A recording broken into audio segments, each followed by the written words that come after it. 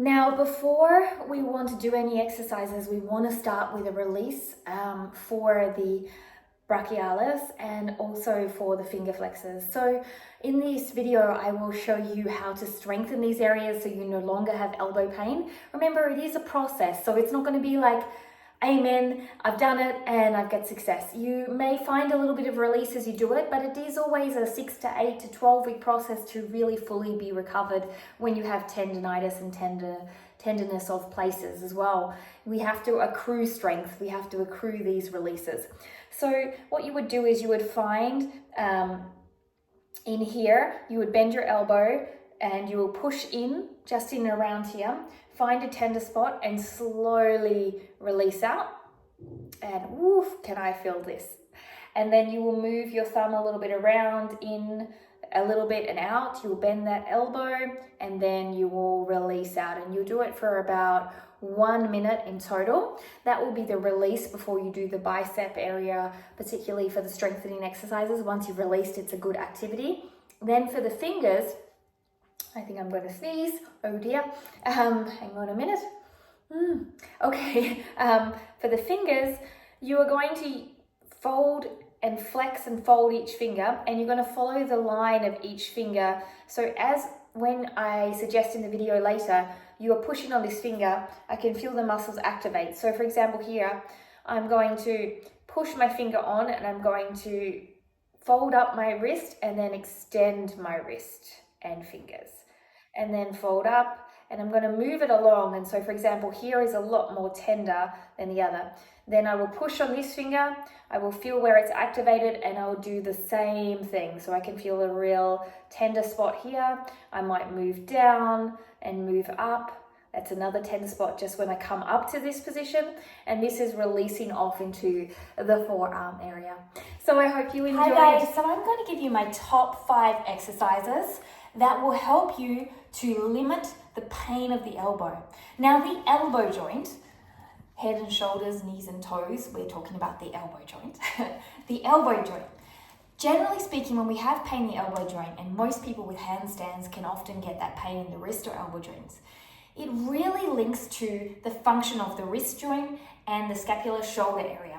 When these two are not functioning well, the muscles in the forearm and the bicep tricep area tend to compensate. And when they compensate, because they are trying to help you to do things because the joints aren't working well, the elbow gets sore. So I'm going to give you my top few exercises that you can do daily and regularly that will help you to decrease elbow pain. Whether you're a golfer, a tennis player, you just have elbow pain in general from lifting up the groceries, and if you're like me, doing handstands. Now, you don't have to have a band, but I'm using it as resistance. You're going to do about 6 to 12 repetitions. It's going to be on the side here. This is because I tend to want to rotate out. I'm going to keep that from rotating out. From here, I'm going to start at the top and I'm going to rotate into a straight so my thumb is facing forward. Now my arm wants to rotate out like that, so I want to hold that for 5, 4, 3, 2, 1. Then I'm going to rotate back up. Again, I'm going to do 5 to 6 repetitions. We're starting off and then build to 10 to 12. And you're holding there. You can feel all the muscles working. This exercise is incredibly important to building control in the arm and getting the muscles to function well. One of the things that often happens with elbow pain is our biceps aren't functioning well. So we're working on that as well as we go through these exercises. So this is exercise 1. So the bicep is a supinator. And generally speaking, when we do this position, we actually turn the bicep off. Now, when we're in handstands and inversions, for example, this position is very strong. And we often bypass the bicep working properly. Now, we can also overuse it as well. There's lots of combinations. So when we do reciprocal inhibition, we allow for the bicep to be more active and more sound in its movement. So a way to do it is a curl that really incorporates this brachialis. So we're going to start with our palm facing forward like this. And from there, we're going to slowly rotate up and hold at the top. Now you can do this without a band, but I'm going to add the band in. So I'm just standing on the band. Starting with my palm facing forward, you could also wrap this around your hand. And then from there, you're going to slowly curl up to end at the top range like this. holding here, and then curling back down. This will help you to create a better function and sounder function of the bicep, and also a more active bicep here, so it doesn't turn off. This will also help you when you go into your external rotation. So when you're doing your handstands, your elbow crease has to come forward. And when the elbow crease comes forward, a lot of the time we tend to put a lot of pressure up into the shoulders, into the forearms, and the bicep misses the work. And also we have the infraspinatus and other muscles. This will help us to get the function. So by doing this bicep curl, as much resistance as you want, we're going to help that to be more active. Doing on both sides, of course, 5 repetitions. And when you first start, remember that take it lightly. Everything has to take time to learn to build that mind-muscle connection. So we want to get the supinator working in the forearm. Now to get this working, I place this onto my couch. It's just hooked in below. And from there, what I'm going to do is hold on to it. And then I'm going to, when your arm is in straight, the cause is that the bicep is not able to work in extension when the arm is super straight. So we're working on the supinators here in the forearm. And you're going to rotate out as far as possible. Keep rotating, rotating. So you're thinking about turning your bicep out, holding here for 5 seconds, and then rotating back in. And then the aim is to get these supinators really fired up and working. This is going to help support the function, also in the forearms being nice and strong. So a lot of what happens also when we are working in handstands or doing a lot of things, our forearm muscles are not actually activating properly and our bicep takes over. So there's a whole lot of things where one muscle can take over and the other muscle doesn't. So remember that as you do this, the reason why I have a band is to create that resistance, but you can wake it up firstly by just rotating as far as you can without the band and then coming back. And once you feel comfortable, then you're rotating all the way out with the band's resistance as well.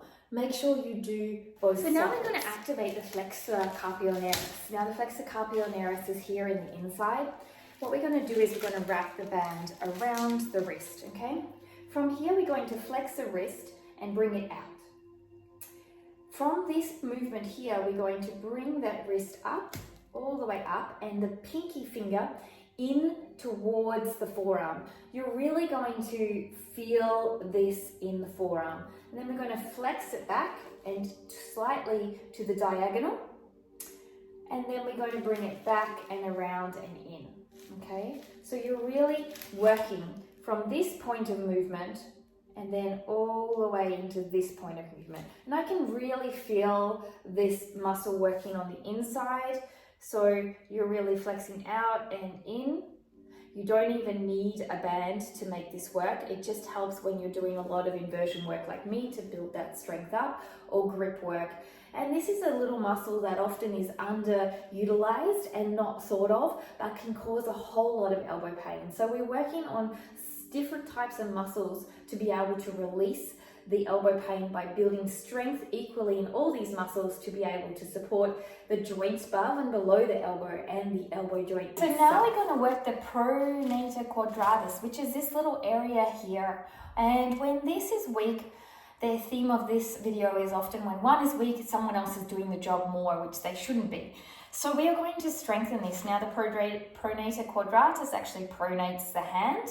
Okay, and we are going to help it to be stronger. So a lot of what happens is other muscles compensate and it's not working well. So we're going to start up top, and from there we're going to pronate and bring our arms straight and down. And we're going to hold for 5 to 10 seconds. I can really feel this working here back behind my wrist. And then we're going to bring it back up to the top and repeat. Doing again 6 to 12 repetitions depending how you feel. I can also feel the strength building around my elbow here as I hold that. Make sure your wrist doesn't deviate. I know I showed you one where this thumb was forward. This one is fully pronated now as well. Keeping that elbow nice and straight, shoulder down, keeping all of those technique things in mind. So lastly, we're going to do our deep finger and wrist finger flexors. Now, how do we activate these is really, really important because we want to make sure that all is activating correctly here. What you do is you place your hand here, you will push against the one finger and flex against it. And each finger, you're going to feel a different part of activation.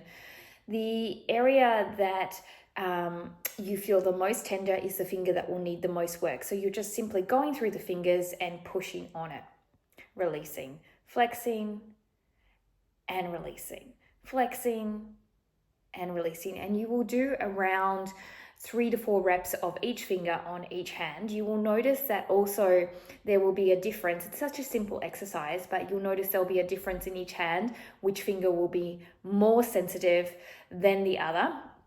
We're not doing the thumb because the thumb muscle is in the hand. Another option is by taking 2 fingers away, you flex and you cannot bend the end part, generally speaking, unless you're super strong, and release. And then you will go here and here, flex and release. Now it's a little bit harder when it comes to this muscle. You can just probably more likely singularly work it here by just pressing on the finger and doing that as well as the little finger. But this helps with your deep wrist and your finger flexors to get stronger, and also note which ones are a little more sensitive.